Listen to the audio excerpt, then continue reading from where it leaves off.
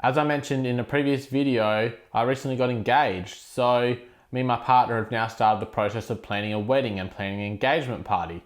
Now me being someone that's all about finances and running a finance channel on YouTube, I thought, well, how about I create a series talking about the financial impacts and just the financial process of planning a wedding, along with just some of the other general wedding planning stuff we've been discussing.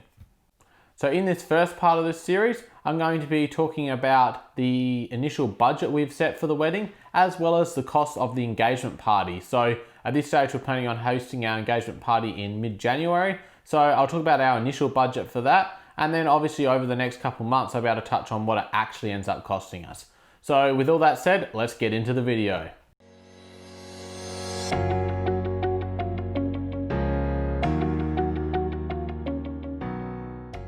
Hi everyone, I'm Ethan Rushock and welcome to the first part of this series of the cost of planning a wedding.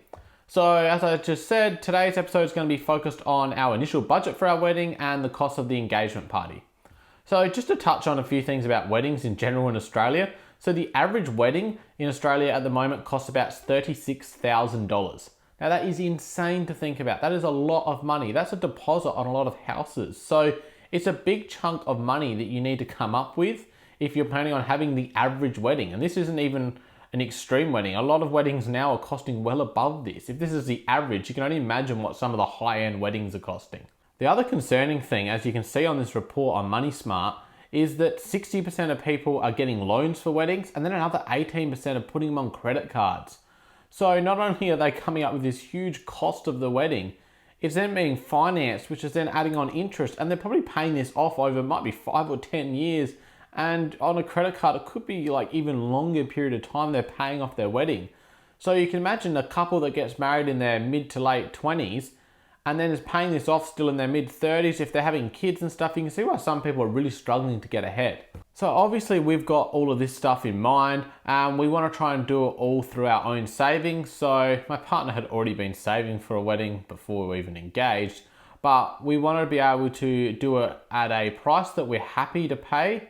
We don't want it to be a huge lavish wedding that's going to cost $50,000, $100,000. We want to keep it within a budget that we set, but we still want to do the things we want to do. Both of us only plan on doing this once, so we want it to be an enjoyable day for us and for our guests. Now, as always, before I get into the next part of the video, I just want to thank you for being here. Thank you for watching the videos on my channel. If it's the first time on my channel, it'd really mean a lot to me if you could hit that subscribe button. It really helps me get my videos out to a broad audience. And make sure you leave a like on the video because that really helps with the YouTube algorithm. Anyway, let's get back into the video. We first sat down to discuss just a bit of a general idea of what we both had in planned for a wedding, and it was really good because we were on a similar page. So we both said a budget of about 30 grand is the max we'd want to spend. Probably, hopefully closer to that 25 grand range, but in that range. So it was really good that when we discussed it, we were on a similar mindset already. So I think that's one of the things that you'd really struggle is if two partners that are getting married are on completely different mindset with what they want for a wedding or the cost of it, it definitely will make the wedding planning process really interesting and probably a big struggle. So we've started a bit of a spreadsheet of what we're estimating costs to be, but we're still nowhere near of actually having a perfect idea of how this is all going to work. So I'll probably share that more next time I do a video. But just from our really rough estimates, we're thinking we will be in that 25 grand range, probably with some add-ons and just allowing for some contingencies, probably up around to that 30 grand. So we're pretty happy with where things are sitting at the moment. Now we are from a small country town here in South Australia, so we're probably planning to definitely go out of town. We're even looking at maybe interstate, we're not sure yet, but obviously those costs will be factored in. So we really want to factor into our budget every little cost, so including our own travel costs. So by doing that, that way we have a really all-inclusive budget that we're not going to go, oh, it was 25 grand and then have an extra 4 grand of costs we've got to come up for near the wedding day. So one of the biggest costs, just from our brief budgeting, is going to be the food and drink for your guests. So obviously the number of guests you have is really going to impact that. So obviously we've done some real basic planning here, but some places are around, say, $200 a head for food and drink. So obviously if you have, say, 50 guests, you're talking 10 grand. Now, if you have 150 guests, suddenly you're like tripling that. So you can see that suddenly if you have 150 guests at $200 a head, suddenly you're already talking 30 grand just on your food and drink. So And obviously that might include your venue hire and stuff like that, but you're still talking significant cost per head, and therefore the more heads that are at the event, the bigger the cost. So in our situation, we're probably quite lucky that we don't actually have huge families or huge friend groups. So we're thinking we're about to be able to keep our guest list pretty tight.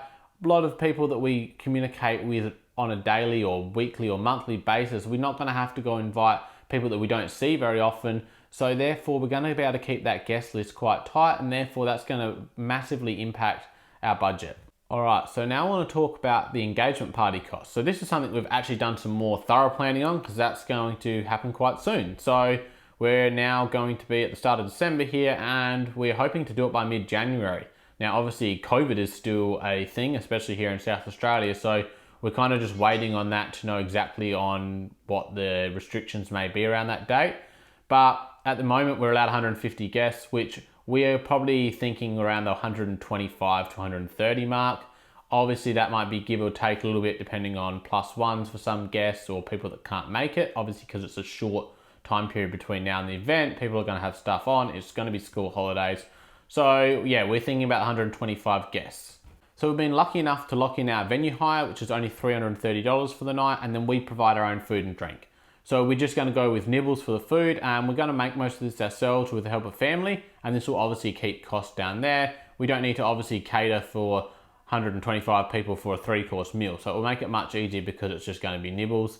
And then for drinks, we can bring our own drinks. So what we'll do is we'll be able to provide, say, beer and wine and maybe cider, and then obviously people can bring their own spirits, hopefully. So this will give us the ability to keep that budget down. So with that said, we're trying to work out a way to budget for this. So my initial thought was, okay, let's just come up with a bit of an average amount of drinks we think per person. Obviously some people will go way above that, but others won't drink at all. So we kind of said, oh, maybe 5 drinks per person, times that out. And so we're thinking probably about just over $2,000 for drinks, just under $1,000 for food. So we're hoping for about $3,000 we'll get away with the food and drink portion of the engagement party.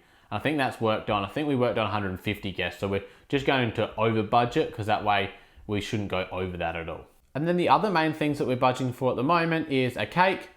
We're also budgeting for a photographer. So we're just getting a family friend. So the rates are a bit cheaper than what you would be paying for a really high-end experienced photographer, because we just want some casual photos from the event.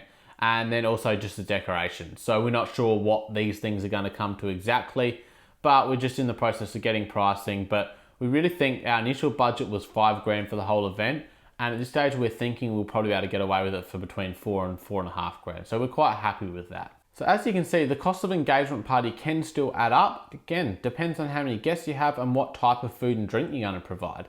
So we're pretty happy with where we're at with it.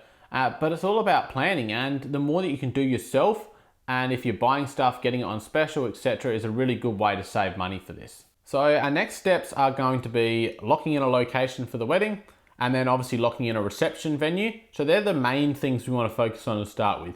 We figure the reception is going to be by far the biggest cost of the wedding. So therefore, if we've got that locked in early, 1, we save a date, and 2, we can really get our budget in line and make sure that we've got, say if we've got 12 months to save for that, we can work out what we need to be putting away each week for it. The other reason we want to do this is it then gives guests time to be able to book time off work, etc., so that we can make sure that all the guests we want there have the ability to come. So that's something that we're struggling with the engagement party on short notice, is you don't have that ability to give that flexibility for guests to prepare for it. Whereas we want to give people plenty of time to prepare for the wedding so that we can really share it with all the people we want to.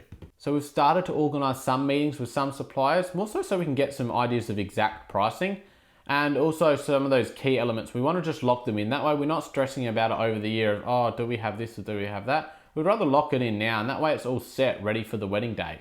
Because I don't think you want to be stressing over the organising and the money at the same time. If we can get all these things in place, have everything locked in place, know what our budget is, know what we've got to save, it takes a lot of that stress away.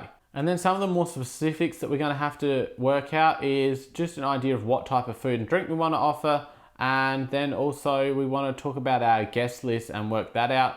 And that will help us pretty much get a really good budget in place. So we're going to almost know within a couple of grand exactly what it's going to be. So just to touch on this series going forward, anytime I feel like I've got something major happening financially with the wedding, I want to make another video about it. So try and share that process of how we're taking our steps to plan a wedding, because I'm sure everyone does it differently. And I'm sure people that are going to get married in the future would like to see what's the steps people are taking, especially when it comes to budgeting and money side of it, because that is a key part of it. But I think the few key things that we've already worked out is do what you want to do. Don't let everyone else influence you. You're going to get opinions from everyone else, but you've got to do what you want to do. Have a budget and stick to it, because I think otherwise it can really blow out. You can see all the additional extras you can get. And if you just blow out your budget, it potentially will cause issues early on in your marriage, because you're going to have financial stress if you've gone over budget. And 3, plan. I think the earlier you can start planning for a wedding, and it goes for a lot of things in life, the more you can plan, the less stress you have, and therefore the more clear your thinking can be. I hope that's been interesting to people. If there's anything you want me to touch on in particular with finances of a wedding and planning a wedding, then please leave a comment down below. And today's question I want to ask people is, are you surprised by the cost of a wedding? Like 36 grand for the average wedding, is that what you were thinking? Alright, thank you for watching the video.